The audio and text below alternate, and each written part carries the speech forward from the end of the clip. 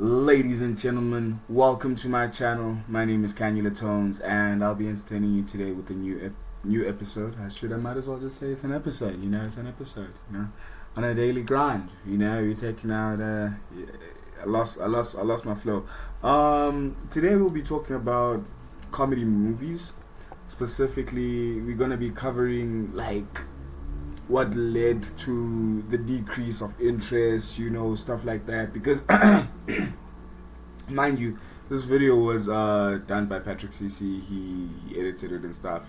I'll be doing a commentary reaction, a raw reaction of my thoughts and opinions on comedy, because I'm a huge fan of comedy, and I just feel like it's not the same as it used to be, right? But that's the whole point of why we're here. We want to talk about comedy movies. And, well, that's today's episode. I'm going to go deeper into it further, but at this moment, this is just an introduction. Alright.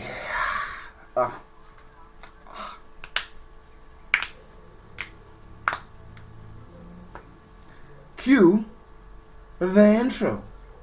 Oh, man, I'm gonna never stop getting tired of saying that.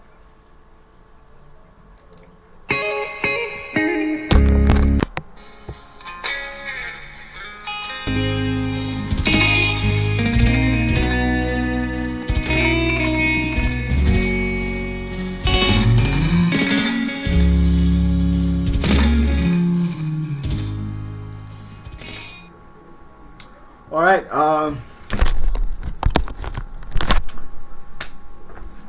oh yes, let's get into the episode. I don't know how I didn't. I should have, but I didn't. I should have cleared out my my camera, but it's cool. It's cool. We live and learn every single day. I keep trying to. I want to make sure I give out the best raw content. And it's ironic because I'm reacting to videos of things that people have already done. So, let's react to Patrick CC. Let's head over there. Yeah, okay, now talk about it. So I just feel like it's went down. It's just went downhill. I don't know what has. I feel like they had to tiptoe around things that people were had problems with and stuff like that. Because here's the thing, you can't censor comedy, right? I have no idea what this video contains, right? But so far, before I start the video, all I'm saying is content needed to be danced around for people who were kind of touchy about certain issues and stuff. Listen, man. Listen, if it's gonna be a joke about cancer, I won't have a problem. I've had cancer, I've survived it, right? If they were going to make a joke like that, I've had it at a young age. I could be traumatized, right? But that's not the case. To get I feel like some people actually get butt hurt on behalf of some other people, which I don't get it. I mean, there is such a thing as empathy, right? Is it empathy or sympathy? Empathy, right? There's a thing such as empathy, and it has gotten to the point that some people are being spoken for when they don't have to. I've seen some jokes. I've seen some jokes on the internet, right? I've also suffered from. They're not seizures, but I get some kind of in this case, if there was gonna be, I still suffer from them, by the way. If I was gonna have a joke like that, okay, not me, sorry, but the production company making a joke like that, I don't think I would have a problem. As long as if it's not a straight up obvious insult, but more of there's a story behind this, there's a reason behind this, there's a conclusion to this. We're building to something here. It's not just for the sake of it. Because even dark humor, bro, you need to excuse people like Anthony Jeselnik. Shout out to Anthony Jeselnik, by the way, absolutely lovely comedian. But nonetheless, man, You know, dark humor is even being censored. Why? Why? This is comedy, bro. This is entertainment. You know, this is a moment for you to forget about everything that's happening in life and laugh. But you just wanna be the serious problem, bro. Like you just wanna be a downer, dog. If it wasn't comedy, if it wasn't being, you know, tiptoed around, I'd be having a different conversation right now. But let's get into the video. Let's start the shoot. Let's start the thing, man. You know.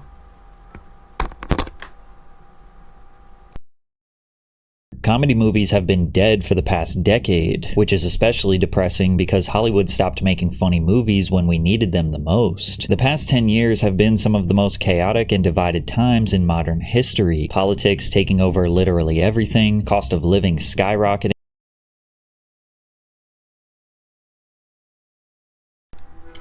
Take what he just said into mind right now, right? Politics. Everything from the you know what things are expected in, you know, on this green earth, bro. It makes no sense. You know, it's that stuff is actually affecting what's happening. That time when it comes to politics, we have stuff like Family Guy that would have tackled such things like this, bro, very easily. But then that's an animation. We talk about movies, yeah. So like, why is it that animation can get away with it, such things like Family Guy, but a movie of a human being can't? Like, please explain. Because even cartoons can get graphic. You know?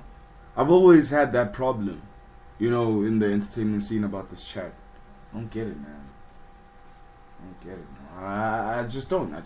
Like, that's just me, though, you know? Yeah, no, let's just continue with the video. And doom scrolling an infinite feed of bad news. If there was ever a time we needed to collectively sit in a theater and just laugh at something stupid, it's now. But it wasn't always like this. During the 90s and early 2000s, look at films like Grown Ups, bro. Yeah.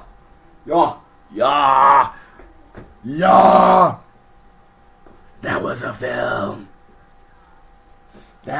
film. Like, okay, I know there was also like Hangover and stuff, but like, bro, Grown Ups, untouchable. Like, there was a lot of freedom back in the day, bro. I know that Tooth Fairy is not technically a comedy, the one with Dwayne Johnson / The Rock, but then, like, realistically speaking, when you look at this guy, you look at these guys, well, technically it was a comedy, you know. But anyways, ooh, do you even remember Game Plan? Oh my goodness! If you just let me know in the comments if you remember Game Plan. But like stuff like that, man. Like this little kid, is a daughter. It's a deep story, but comedy is implemented because this child has now been sent over by a mom to a dad, been like, hey, yo, listen, yeah, she's your problem now. You know, you don't know her enough. You keep doing your crazy stuff as a famous footballer, but you don't know your daughter. You better know your daughter. That was basically the idea of it, and he was not used to having someone else care about someone else but himself. You know, there was a goal here. Okay, Dwayne needs to find himself. You know, find a character of empathy with the next person.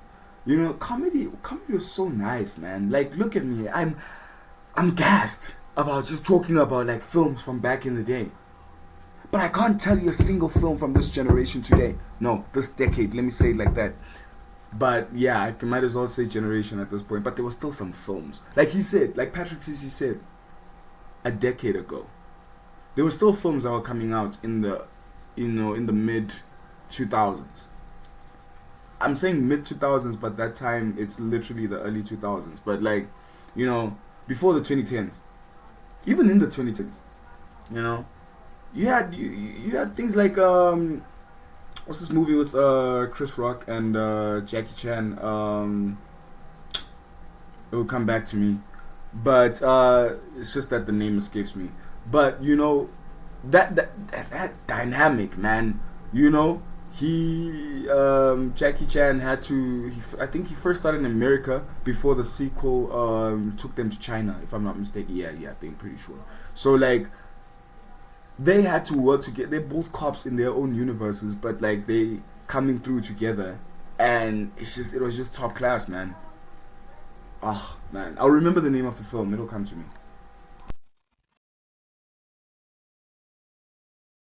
Comedy films each year. I bet you forgot how stacked the year 2004 was. Anchorman, White Chicks, Dodge.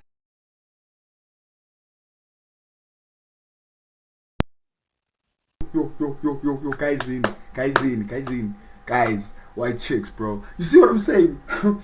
White Chicks was so hilarious, man. You know, this is a concept. Two black guys. They're, comedians, obviously. And here's the thing. I'm not thinking. At some point, it was mentioned, we'll say apparently, the Wayans were doing blackface and stuff like that. Guys, please, knock it off. Knock it off, bro. Come on. Do you know what blackface is? It's pure racism when the person actually is insulting the race, is painting themselves in that color to insult the race, insult the color, bro. You know what I'm saying?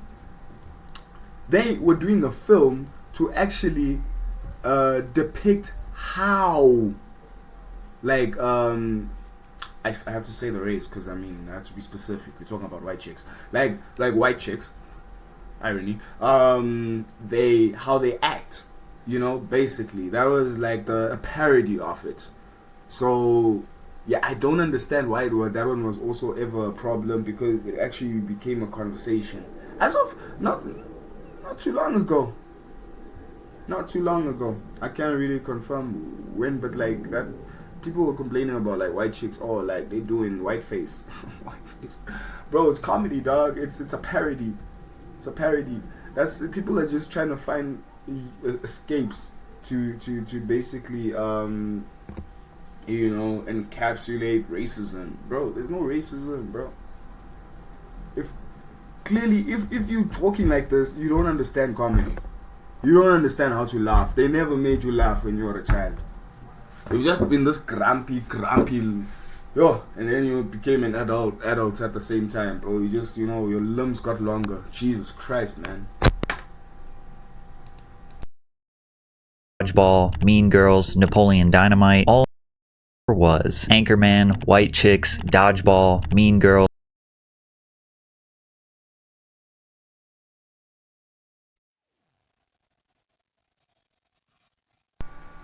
If I keep quiet about a film, that means I do not know about it.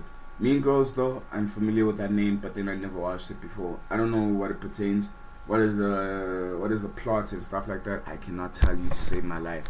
But it had hype, that's for sure.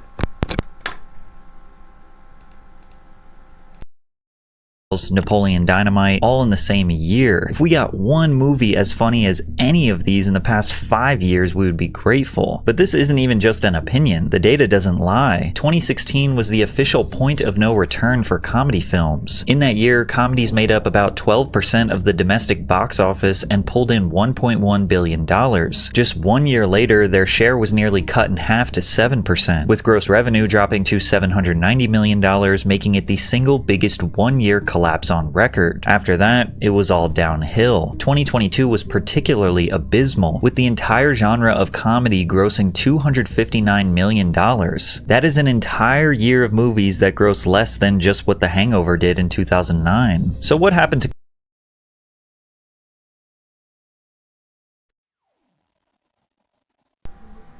At this point, right? I'm gonna have to like I did mention Hangover, right? Guys, Hangover was so dope. Was it 1 or 2 where they locked is it Cheng? I forgot his name. His character name. But I think it's Cheng. But I got locked in the what you call this, in the boot of the car at some point, and then I think they had like a drunk night, bro. And thing is, they lost their friend. It's just they have to find their friend after having a drunk night. You know that was peak, man, in the mid 2010s. If I'm, because like even Project X came out, but then that one was a bit more graphic. Yes, it had some comedy, but yeah, actually was more based on, I think, comedy. How can you place Project X? I'll come back to that, but let's focus on Hangover, man. What a lovely film. If you have never checked it out, you should check it out. Like, you must also check out Grown Ups. It features Adam Sandler, David Spade, and a bunch of other comedians who made that film absolutely fantastic, man. Absolutely fantastic, bro. But like I sorry. I prefer Grown Ups, the first film. I'm sorry, the second film just didn't hit the same. You know, just remember those guys fooling around by the lake in the first film of Grown Ups, if you like still remember. By the way, spoiler alert. I should have said that actually a long time ago, haven't I? Shouldn't I have? Huh? But ooh, my English kind of lost its data over there. But yeah, just them fooling around there in that space, bro. Like they were still kids, man. I mean, let me tell you something. I look at these friends, right? I have close friends I grew up with, right?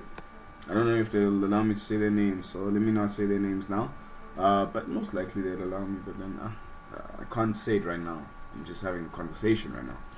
So, if you're all like family, raising kids, rich, everybody wants to be rich, people. Let's be realistic here. We all want money. It's just that some people just do it in some unethical manners. But yeah. Just imagine, we're rich, right? Got money, you're good, and you see your friends again. You haven't seen them in quite some time. You go to the old place where you all used to hang out. I feel like me and my friends, we had a place called The Rock where we used to chill. Like, I feel like we would still chill in that location in today's time, because it holds so many memories, and it's just the most comforting place for all of us involved. You know, there's always that place, you know? Yeah, man, let's continue the video. Comedy films after 2016? Well, there are a few things we have to consider, but it all boils down to one major reason. And today we are going to discuss everything, starting with how Hollywood lost the creativity that we used to see in small, medium, and high-budget comedy films. The beauty of comedy is that it's boundaryless, unlike... Okay, so... he just, before I pause, sorry, because like there's an advert playing, he mentioned that media thing is comedy was there were no boundaries, bro, you know.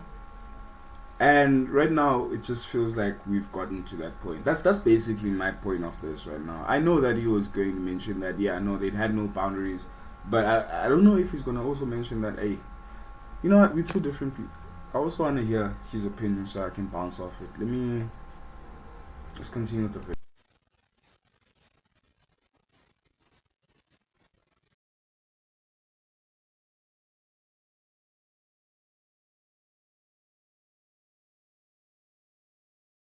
Comedy films. The beauty of comedy is that it's boundaryless, unlike drama, kind of action, or even horror. It doesn't really need to play by any established rules. A comedy can start with literally anything: a talking animal, a man stuck in a time loop, a dodgeball tournament, a pair of clueless detectives, and turn it into a creative masterpiece. The premise doesn't have to be realistic. It doesn't even have to make any sense. As long as it's funny, it works. Take Ace.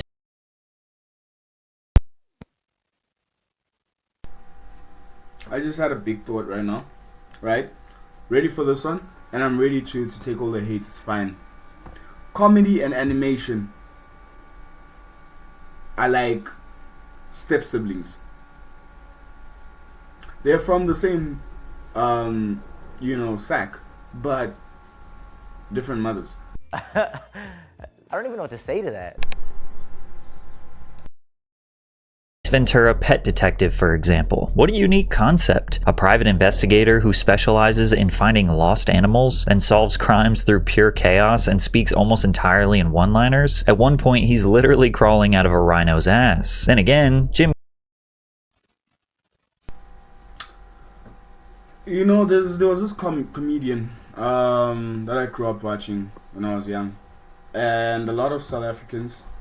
I don't know if there was an audience outside of South Africa. That I can actually not confirm. The only thing that can confirm that for me is ChatGPT, and I'm not using that thing right now to decide what I'm going to say. So, this comedian, his name was Leon Schuster. I'm saying is. His name, wait.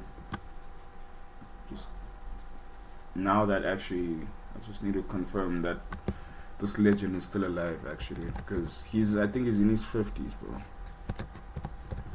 But hey, you might as well also learn something about him as I'm looking him up. Wow, time flies, bro. I guess he was in his 50s when I was still young, man. He's in his 70s. Oh my goodness, brother. Oh my days. Leon Schuster, his most popular films that that I got exposed to, because like we had this thing called DSTV in South Africa, right? It's like I don't know if you guys call it a decoder as well in where you guys are if you're overseas, but it had like a variation of channels. Right, we used to work with a satellite dish, which you get all those channels. There'd be, I think, maybe over 200 channels, if I'm not mistaken. Right, there was this specific channel we tune into for movies and other content that is gonna entertain people in terms of like such. And the film, sorry about that, Buzz. My phone is vibrating, but I put it on mute. But my phone. Hold on. Leon Schuster. So it featured at some points a variation of times, and there was a film called Mr. Bones, right? Mr. Bones. But anyways, you guys should also check out that kind of that film, man. They comedy is so delicious, man. It's so delicious to take in. I mean, look at that, bro. How do you think about this? Right? And this kind of reminds me of a scene from Mr. Bones, actually. It's just that he's not coming out of the bum of the rhino. I think it was a rhino too, or an elephant, that he got his head stuck in. But I know that a head was stuck in bums. That's all. I don't remember which character it was, but I vividly remember that scene. Yes, I feel like watching comedy today. I will not lie to you. Like, I don't understand how it's dying, man. I don't get it. I don't understand, bro. Jim Carrey was kind of a cheat code for 90s comedies. Films like The Mask and Liar Liar showcased his ability to immerse us into the most ridiculous plots imaginable. Carrey had this cartoon-like elasticity. He could bend and contort his face and body, which made even the dumbest scenes or dialogue unforgettable. Or what about Dumb and Dumber, which is literally just a movie about two dumbasses. You go straight ahead and you make the left over the bridge. That's a lovely accent you have. New Jersey? Austria. Austria? Well then, good day, mate. Found myself gravitating towards films that had insanely unrealistic plots. The kind of movies where the world they're in doesn't follow society's rules or any rules at all. When there's no logic to be broken and the possibilities are endless. Like, literally anything can happen. The Hangover took this concept to the absolute maximum. At its core, it's just a bachelor party gone wrong. Something that in real life might just end with a bad hangover and some embarrassing photos. But in this world, it spirals into a mystery involving a missing groom, a stolen police car, a baby in the closet, Mike Tyson's tiger, and a mob boss named Mr. Chow. It's an escalating chain of ridiculous... I remember, yeah, it's Mr. Chow, not Cheng. I apologize for that. Yeah, I was trying to remember that name. Like, you listen to that plot, man. They've got a missing child, bro. Like, what if I woke up with a baby in the morning, and like I'm probably miles away from where I was rocking. I feel like, yo, bro, I'd be panicking, bro. Like, imagine just having that's kidnapping, bro. That's kidnapping. That what time? Oh baby, bro, can't even tell you where they live or anything. Now you have to just like go through via clues. That's what I loved about this film, man. Hangover, man. I don't know if it's underrated. I personally feel like it's underrated. It's not spoken enough, bro. You know, it's not spoken enough.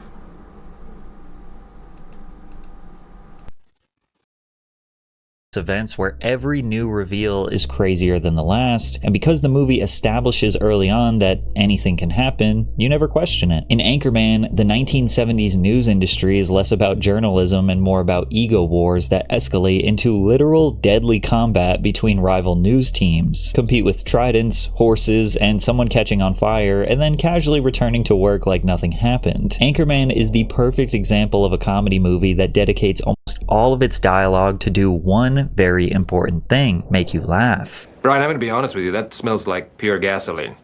They've done studies, you know. 60% of the time, it works every time. That doesn't make sense. The amount of quotable lines in this movie is unprecedented. It was even unique back then, but now, I mean, maybe you'd be lucky to get one or two quotables in a comedy movie. Dodgeball is about a Las Vegas dodgeball tournament for fully grown adults with a prize big enough to save a failing gym. If you can dodge a wrench, you can dodge a ball. What?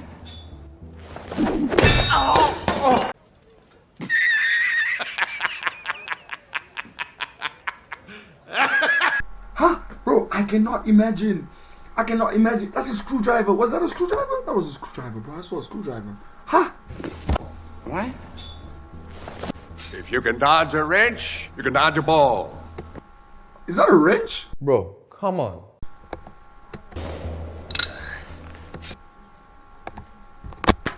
If you can dodge a wrench.